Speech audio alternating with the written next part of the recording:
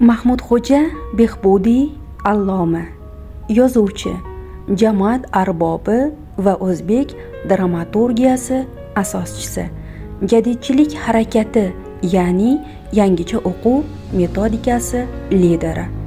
Behbudiy 1875-yil 20-yanvar kuni Samarqand shahrida muftiylar oilasida dunyoga kelgan.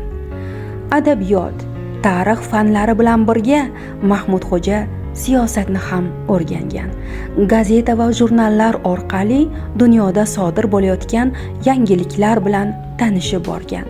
Makka, Misr hamda Istanbulga bo'lgan sayohatlari uning dunyo qarashini butunlay o'zgartirib yuborgan.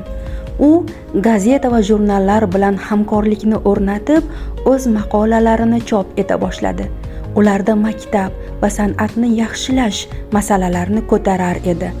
Behbudiy Oyna gazetasi asoschisi. Mahmudxo'ja 200 dan ziyod o'zbek va tojik tillaridagi nashrlar muallifi, xususan Muntaxabi jug'rofiyai umumiy, qisqacha umumiy jug'rofiya, Kitobatul atfol, bolalar uchun kitob va boshqalar. Behbudiyning yozuvchilik poydevori nuqtasi 1911-yil Samarqandda yozilgan Padarkush dramasi sanaladi.